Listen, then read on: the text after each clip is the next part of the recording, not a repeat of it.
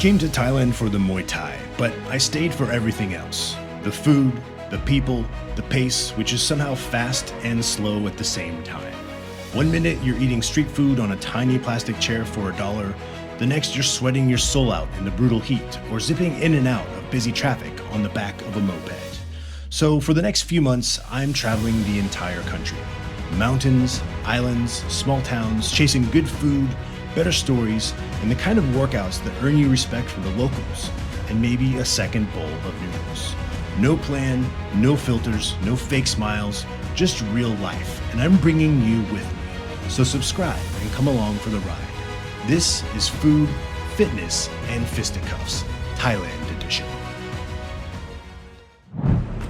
All right, we are headed to another place in Isan today. Today we're going to Khon Kaen and we're going by bus. I don't fit in these old buses very well, and I've already bumped my head a few times today, so it should be an interesting experience. But let's check out these buses. I just like these bus stations as well for some reason. Take a look here.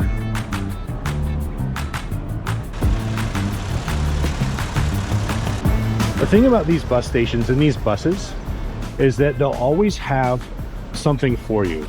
If you just show up and you don't know what time the bus is leaving, usually you only wait an hour or two max to get to where you're going. They'll have some sort of service, whether it's an actual bus or a van, like a minivan, they'll have something for you.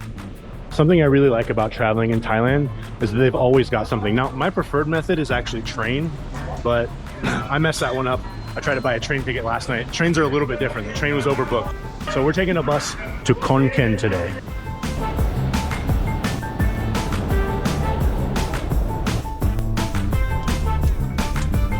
Day in the life of being a big white guy in Asia.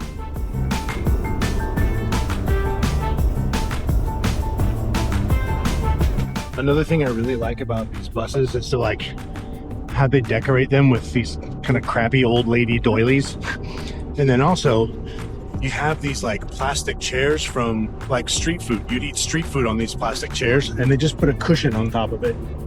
So if they had to slam on the brakes or there's a head-on collision, you're flying all the way from this seat in the back of the bus all the way down the aisle there.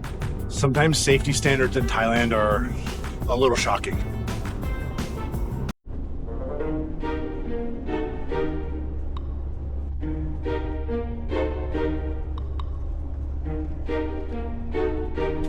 I don't know how this is gonna work, but we'll try. It'd be awesome if I flew out of here. Hang on, let me try and lock this.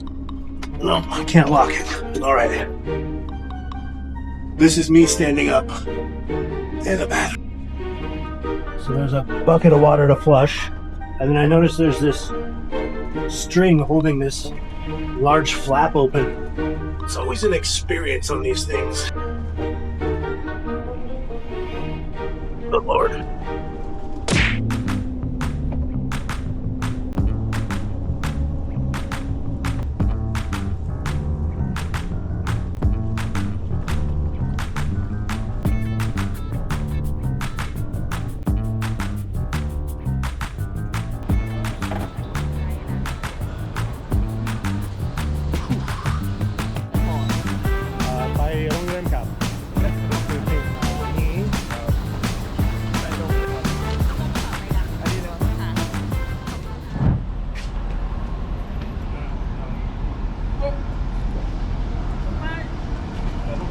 Well, traveling in Thailand is always kind of cramped, especially for someone my size. It's hot, it's uncomfortable, and it's bouncy, but that's just part of the experience. It's crazy what a $5 upgrade can get you on a bus like that, however. Today it wasn't available, but I've had buses that today was like a $4 bus ride, I think, for 3 hours. But I've had buses that will upgrade you to like $9 and you get lots of space, air conditioning, a towelette, a bottle of water, a snack. But anyway, let's go find our hotel. Actually, here's another thing a lot of people don't know about Thailand is that it's a high trust society, meaning that you can leave your laptop on like a coffee table at a cafe in the center of town, go to the bathroom and come back and it'll still be there. So there's these charge centers at a lot of these bus stations and train stations. You can see someone has their iPods there. They're not even here, right? They just charge them, leave them, and they'll definitely be there. coming from the West, especially like European cities and American cities that I've lived in and been to, it's hard to kind of get into that, but it's actually really nice once you understand like, hey, I can just leave my stuff somewhere and no one's gonna steal it. Like the odds of someone stealing your stuff in Thailand is very low. It's a high trust society. And I think that has to do with like the Buddhist influence. Also the fact that the penalties are a little harsher here, but I think more so than anything else, just respect is of utmost importance in Thai society. I talk about that a lot in the Muay Thai gyms, but it definitely reflects on their behavior towards each other in society and just in public. So don't be worried about your stuff getting stolen in Thailand. All right, well, we just got to our hotel in Khon Kaen, and it doesn't look anything like the photos when I booked it. It's a little grubby. The bed is broken, but whatever. This is a $16 or $17 a night hotel, and it does have a little bit of a balcony to take a peek at the city of Khon Kaen, Isan. Now, here's the thing about cities and towns in the Isan region is they're not particularly interesting or beautiful. Isan is the poorer part of Thailand, and in my experience, that's where you find most of the culture, some of the best food, and very humble people, and I really like that.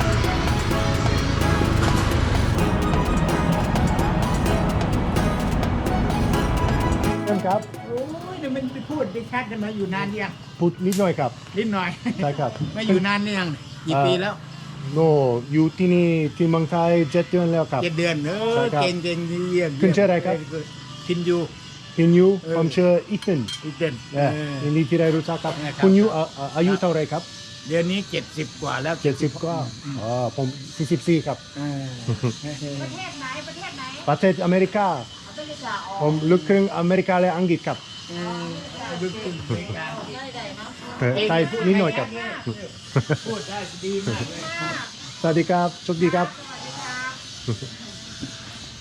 You know, such lovely people. You just walk by and they can tell obviously I'm not from here, right? Nobody from here looks like me.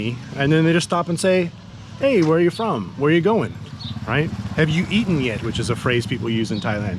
But hey guys, listen, a lot of you ask in the comments how much things cost here. And admittedly, I should talk about that more on this channel because when I watch travel shows, I'm interested in the prices, right? So of course, Thailand's a lot more affordable, and especially Isan, more poorer parts of Thailand, are very affordable. So let's do a little breakdown here, okay? So if you came to a town like Khon Kaen, Udon Thani, or maybe even places like Surat Thani that are larger towns but tourists don't go there, you could find very affordable living. Now let's talk about a permanent living situation, or at least longer term. I suspect you could find a decent place to rent for around $150, $200 a month. Now keep in mind, that's gonna be just a livable place. You're gonna live like the locals. You're not gonna have any luxuries. Now, if you work online or own a business that you can make money online, especially from the States or North America or Europe, and you make that kind of money, I mean, you're gonna be stashing cash every month, right? It's kind of like an early retirement plan if you wanna retire. I don't think I want to. So you could just invest and financially grow yourself for the future. Now, I'm traveling, of course, and my mortgage in the States in Texas was $2,200, just the mortgage. I'm spending less than half of that traveling and on hotels every month here, right? So the hotels are anything from $10 to $20 a night. And then you've got the travel, and you can see travel is fairly affordable too. Anything from like $3 to $15 sometimes, depending on how you go and how far you're going. So if you're able to travel for an entire month on transportation and accommodation, spend around $1,000, that's not a bad deal. But if you wanted to come here more permanently and sort out your visa, you could definitely save a lot, put it into the stock market or invest in it however you want, and stash a ton of cash later for retirement or just anything else you want in life. But you have to be ready to sacrifice some of the things you have, some of the comforts you have at home and in the West, and just live more like the locals, which I believe you should do anyway when you come to another country, because, well, that's how you experience the culture, learn the language, and get to know the people from the area, right? So anyhow, hopefully that helps. If you wanted to come live in Thailand or just travel for an extended period of time, how much you might be spending, okay? So we're gonna go find our first Muay Thai gym, check it out, see if it lives up to its reputation because I've heard good things about it. So I'll see you there. All right, so we just got to what is apparently one of the best gyms in Khon Kaen, Isan. So without further ado, welcome to Gampan Muay Thai.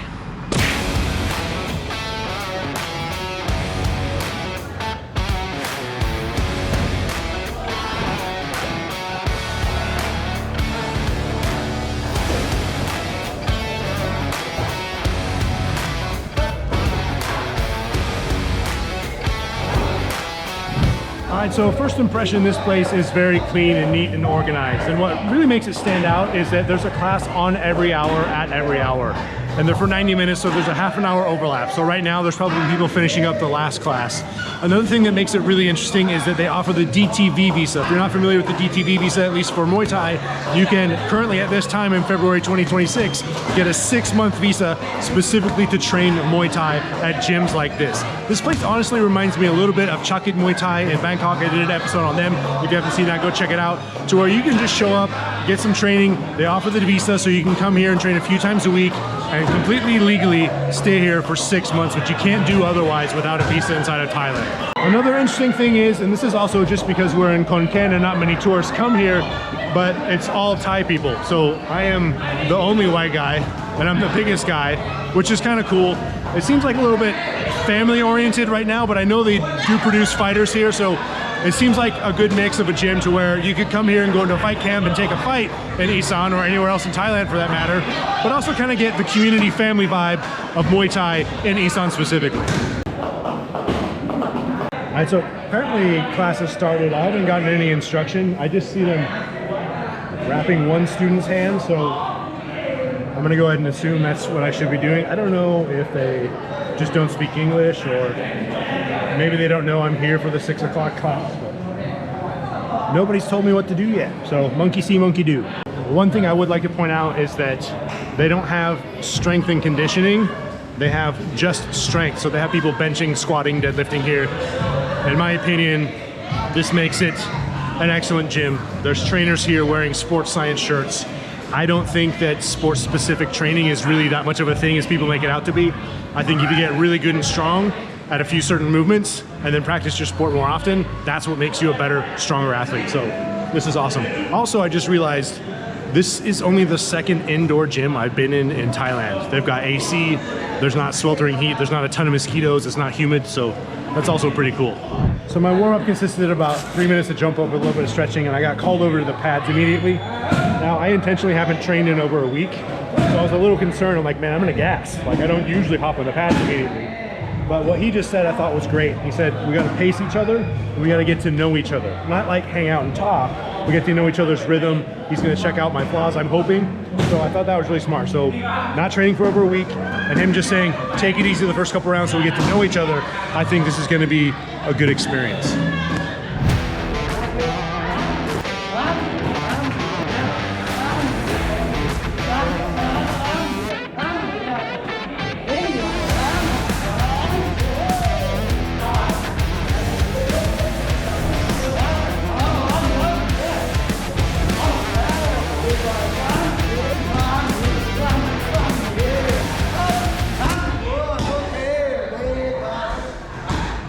So honestly, warm up or not, I think that's an intelligent pace to fine tune some skills. If you're working on something, if you have an objective to fine tune or tighten up a kick or a punch or footwork, that type of pace is really good. It's maybe like 60, 70% your capability. Look, pads are fun, but if you smash them 100% every time, odds are you're not gonna learn very much. So I really like his take so far.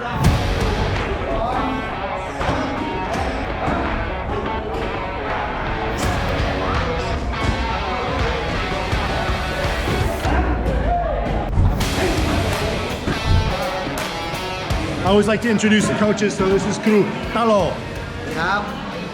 Very nice guy, at least for the first round. We'll see what the second round looks like.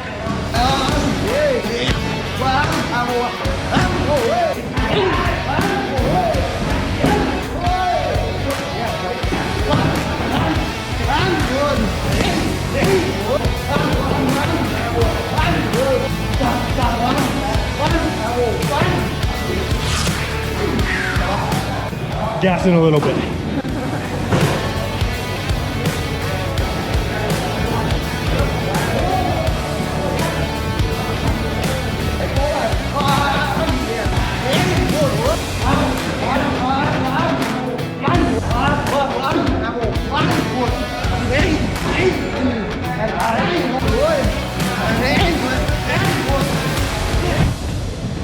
Okay, so I definitely got a few pointers there. I think he's an excellent pad holder. He controlled the pace, especially in the beginning, and he corrected some techniques and gave me some new techniques that I hadn't really thought about. Even if it's something as simple as leaning back with my body and extending my hips more in certain things, it's incredibly valuable.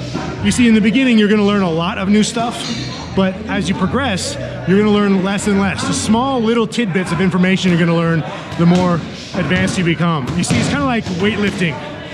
When you try and bench press for the first time, the progress you see each and every week and each every month is tremendous if you stick to it and do it properly. But when you become more advanced, say you've got a 500-pound bench press, adding 2.5 pounds or 5 pounds to that bench press can take you months. So it's kind of the same in any other sport, basically. So they've said that once you're done with the pads, you can go over and use a personal trainer for weightlifting. As soon as he mentioned that, that trainer kind of went, what? And then, you know, I personally don't need that. I lifted yesterday. So I'm gonna skip that, do a little bit of stretching, get out of here, and go see what we can find to eat, and go to a different Muay Thai gym tomorrow. So far, Khon Kaen and Isan, this gym I think is really cool.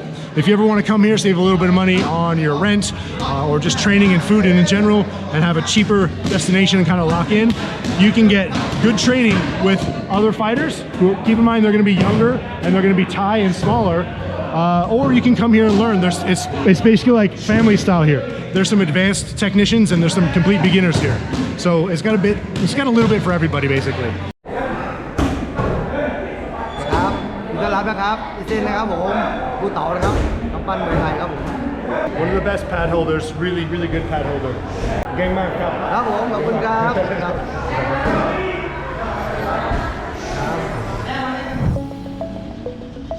So Gampan Gym definitely has this vibe where it's kind of a family, community, neighborhood gym, and there's nothing wrong with that. But Kru Tao, the coach who held pads for me, he was honestly one of the best pad holders I've ever had. He was awesome. It just seems like it has this kind of feeling to it that it's more of a gym where the parents take their kids to practice Muay Thai after school. Kind of like in the States where you take your kid to football practice or basketball practice after school. Or maybe after a long, hard day at work, you're in your 20s or your 30s or even 40s and you just decide you want to go get a good workout in, but you don't like going to the gym by yourself, so you go and train your national sport at the local gym. It just kind of has that feeling to it. They do produce some fighters, like I said, there's some younger fighters there, but it's probably not the place you want to go for like a hardcore fight camp. And here's the thing, not every Muay Thai gym needs to be this badass fight camp place. I think it's really cool to see how these local Thai people are just training their national sport as just like some physical activity. I think that's awesome. So we have a slight change of plan, however. I wanted to go to a second Muay Thai gym here that looks really cool, that would be more of a fight camp. However, it appears that something I ate in Laos a couple days ago was bothering my stomach a little bit, turned into full-on food poisoning. So after training the other night, I got a brutal fever, shivers, bone aches, and then all the gut issues that come with food poisoning.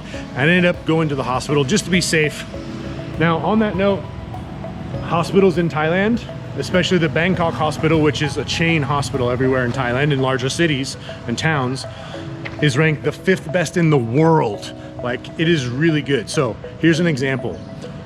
Go to the front desk, give them your passport, tell them your symptoms, see a doctor within 5 or 10 minutes, speak to that doctor, get prescribed medications, check out. 45 bucks, in and out in 20 to 30 minutes. Fantastic service, super cheap. So I'm gonna show you a little bit of the town here, and then we're gonna go find something to eat to wrap up this episode, because I can't train Muay Thai feeling the way I feel, and the antibiotics I'm taking right now actually can cause tendon ruptures. There's a high risk of snapping an Achilles or just any tendon in the body when you're taking these particular antibiotics, and I'm not gonna risk that. So let's go take a peek around what Khon Kaen actually looks like. All right, so Khon Kaen is a city of about 150,000 people, and the surrounding area is roughly 600,000 people. Now, last night, for example, just to give you an example of how many tourists or Westerners are here, okay? Really not many at all. Last night, I walked around this big city park. There's a big lake and a night market there. It's where a lot of locals just go to do their shopping and just go for walks with their friends and family after work, for example. So I did that for a couple hours, and it's probably safe to say that I saw about 1,000 Thai people, okay? About 1,000 people. And out of that 1,000, I was counting intentionally. I only saw 7 whiteys. I only saw 7 foreigners, 7 Westerners. Okay, so just to give you some perspective, there are hardly any Westerners here in this town. So when you have a town like that, without tourist influence, it tends to be a lot more affordable. Not only that, but you get just real traditional Thai people with Thai values and Thai culture, right? They're not running businesses specifically for Westerners to come here, and they're not putting on an act to make Westerners happy. They're just being themselves. And I think that's a really important thing to experience when you're going to another country. It's just to see how people live and how they behave and what they do amongst each other. Now for me, one of many, it's not the main reason, that's for sure, but one of the many reasons I decided to move to Thailand was for financial goals. Of course, it's a lot more affordable here. But the thing about Thailand is it can be as expensive or as cheap as you want it to be. So a town like Khon Kaen, for example, without the influence of tourists and Westerners, is a lot more affordable. The food's more affordable, the rent's more affordable, buying a house here is more affordable. So for example, we could probably find a place to rent for $200, maybe $300 a month. Now, keeping in mind, like I said earlier, it's not gonna be luxury. So if you're okay with giving up some of your comforts and conveniences, I'm not talking about living in some hole, but some of your comforts and conveniences like a large fridge, for example, and a 3-bedroom, 3-bathroom house type of thing. If you're okay with giving up some of those things and you can maintain your online income from the West or from America, you are setting yourself up to stack cash. You're setting yourself up to invest into your future. So for me personally, if I maintain my income from my online health and fitness coaching business, which hopefully I should be able to do, I've been able to do it for 12 years now at the point of this video, I'm going to be saving a lot of money and investing it into other things. So if you've ever considered leaving your country to come to Thailand, you could go to Bangkok, you could go to Phuket, you could go to Pattaya, and you could find more affordable places to live there in those places. But you're gonna be on the outskirts of those towns, and it's probably not gonna be that fun. However, if you came to a place like Khon Kaen, Udon Thani, Surat Thani, which I personally might consider moving to, you're gonna be right in the center of things with Thai people living the way Thais do. You're probably going to learn the language a lot better because a lot of people around here, they're not used to tourists, so they don't speak English very often. And you're going to get the full experience while saving the money that you want to save. Another thing about Khon Kaen is that it's pretty clean. I was actually surprised to see how clean it is. It's safe, and the people seem to be a little bit friendlier, like a little bit more smiles, a little bit more welcoming and open to tourists. Because honestly, they don't see tourists very often. So like, oh, what is this guy doing here? Hey, come into my shop, right? Hi, where are you from, right? They want to ask you questions. Where are you going? Did you eat something today? I've had people ask me these questions without the camera, unfortunately. But it's just really nice to see people go, oh wow, here's someone that's not from here clearly. Let's make them feel welcome. So personally, I can't say that I would move to Khon Kaen. I would definitely come back here and spend more time because it is nice. If I were to move to a smaller town just to save money and get away from all the tourists, I would probably go to Surat Thani or maybe Koh Lanta, which is an island in Krabi, but it does have a high season with lots of tourists. But the reason I like Surat Thani so much is that it's a town roughly this size. You got the same vibe, the same affordability, but it's also a hub to go to all the islands, Koh Samui, Koh Phangan, whatnot, and even some national parks in the area.